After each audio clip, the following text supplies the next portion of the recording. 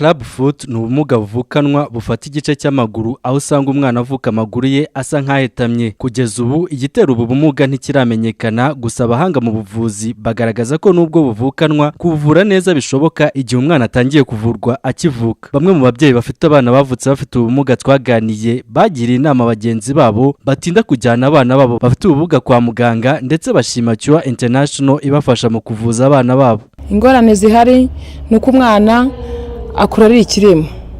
Ingorane zihari kwenda kuba umwana yari ku mwana akomeza aguma nyine aremaye, ni imyumvire y'abantu batumva kimwe. Ibyo bigaragaza ingorane umubyeyi yagira, ni ukuvuga ngo hari abantu batabyitabira, ariko kubyitabira byo byari byiza. Nkibibona byarangoye kuhita mbyakira, ariko nkaba nzi ko bivurwa.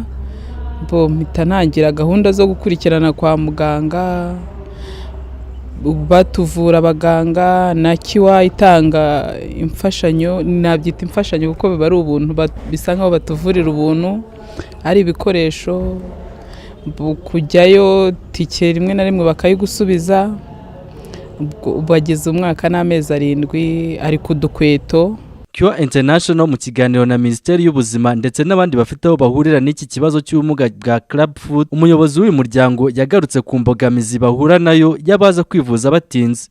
Mbogamizi nanone ni yuko abantu baza kwivuza batinze, ugasanga rero uburyo bwo kuvurwa buragoranye kubera ko batabimenye, bakaba baza ku bitaro batinze, bigatuma gahunda zo kuvurwa iyo zitangiye zikerewe, usanga nanone biragorana kandi bikanahenda. Niyo mpamvu kuri uyu munsi dushaka yuko abantu bumva neza yuko iyo abana baje kwa muganga hakiri kare umwana akivuka, kuvura ni ibintu byoroshye cyane, kandi icyo gihe Club foot irakira ikavurwa neza. Ku ruhande rwa Minisiteri y'Ubuzima yirakangurira ababyeyi kujya babyarira kwa muganga kugira ngo ubu bumuga bumenyekane kare, cyane ko bashobora kuvurwa hakoreshejwe ubwisungane mu kwivuza Mutuelle de Santé. Abantu bose bagira ubwisungane mu kwivuza mituweli cyangwa ubundi bwose baba bafite.